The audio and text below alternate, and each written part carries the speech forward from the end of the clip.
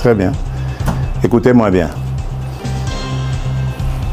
Jamais, au grand jamais, tant que je serai président de la République démocratique du Congo, je n'aurai en face de moi la délégation du M23 ou de l'AFC, là où je ne sais pas, pour négocier. Jamais. Ce que j'ai dit, c'est que je veux parler avec le Rwanda, pas négocier, vous avez raison, parler avec le Rwanda, pour demander à M. Kagame, criminel de son État, qu'est-ce qu'il a à voir contre mon peuple.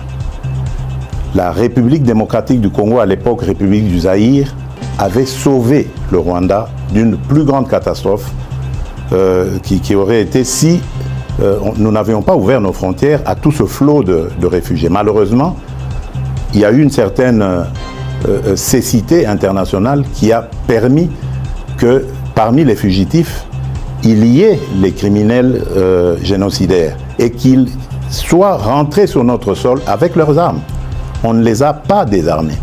Aujourd'hui, l'enfer est parti du Rwanda et est arrivé chez nous. Et on nous abandonne à notre propre sort. Évidemment, le régime criminel de Kigali en profite parce qu'il découvre que c'est une région très riche en minerais et en produits de tout genre, agricoles et autres. Et il veut en faire maintenant son espace. Et ça, nous ne disons jamais, il n'y a rien à négocier. C'est chez nous. Ce qu'ils n'ont à faire, c'est une seule chose, de plier bagage.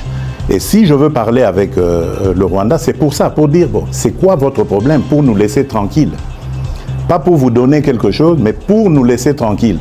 Si vous pensez qu'il y a encore quelque chose chez nous, on va la régler et on vous règle ça et puis c'est terminé. Ils ont donc parlé des FDLR. Nous sommes aujourd'hui à Luanda pour parler de ces histoires-là. Cesser le feu et comment régler le problème de FDLR. C'est tout. Donc, ce n'est pas des négociations pour, après, arriver à des... comment ils appelaient ça, la mixage, instaurer brassage, mixage, niet. Ça, il n'y aura plus.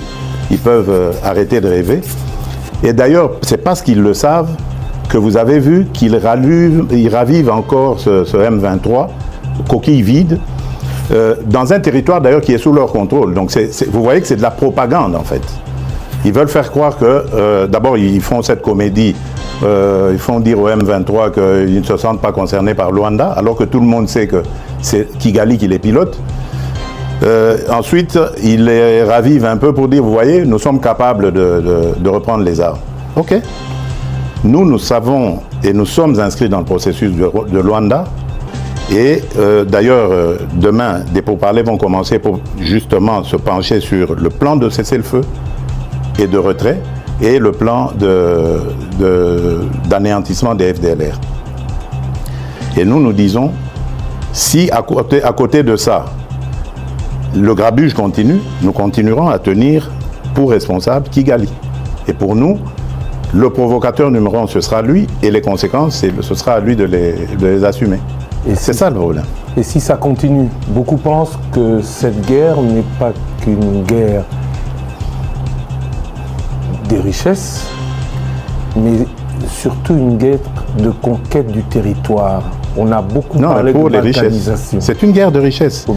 C'est une guerre de conquête des territoires, justement, des territoires riches. Vous pensez que s'il n'y avait pas tous ces minerais rares et tant prisés dans le monde, dans ce sous-sol de chez nous là-bas, dans le Massissi, Rutshuru et tout ça, ils seraient venus. Ils nous laisseraient tranquilles. C'est des sols riches et des sous-sols riches. C'est ça qui attire. Et maintenant, pour que ce soit définitivement mis en coupe réglée, sous coupe réglée, eh ben, ils veulent le couper de la RDC. La balkanisation est donc encore possible dans leur tête, pas chez nous. Jamais, elle n'est pas possible. Mais parler avec le Rwanda, c'est lui donner un minimum de bonne foi. Est-ce que vous pensez qu'il peut avoir de bonne foi? J'y crois pas. Je n'y crois pas. J'ai testé leur bonne foi, je n'y crois plus du tout. Maintenant, c'est la pression. Je remercie les États-Unis d'Amérique parce que c'est eux qui nous apportent beaucoup de choses. D'ailleurs, vous avez vu, au départ, il y a eu une trêve. Maintenant, il y a un cessez-le-feu. Je vous dis, ce n'est pas le Congo qui l'a demandé. Malgré la chute de Kanyabayonga, de Rwindi avant, ce n'est pas la RDC qui l'a demandé. C'est le Rwanda. Mais il savait qu'il ne pouvait pas nous le demander direct et le faire accepter. Il est passé par les Américains que nous écoutons. Je remercie surtout le président João Lourenço pour son implication, surtout la dernière ici, parce que j'ai de Bruxelles participé en pilotant aussi notre délégation qui était là, qui s'est brillamment comportée. Et je remercie évidemment l'ancien président Uhuru Kenyatta, qui est d'ailleurs le déclencheur de tout ça. Malheureusement, son successeur a très très mal géré la question par la suite en prenant fait et cause pour Kagame. Peu importe, de toutes les façons, il n'était pas partie prenante de ce processus. Lui, il l'a trouvé en arrivant, en étant élu. Peu importe, mais le processus de Luanda est là et il fonctionne très bien grâce à la maestria du président João Lourenço. Et le président Uhuru Kenyatta est un très bon facilitateur issu du processus de Nairobi, qui malheureusement a été vidé de sa substance, mais le président, sa crédibilité du président Uhuru reste, elle demeure. Voilà, je tenais à le dire parce que je suis convaincu que là nous sommes engagés sur la bonne voie grâce à ces partenaires et que nous aurons la solution. Je suis vraiment convaincu cette fois-ci.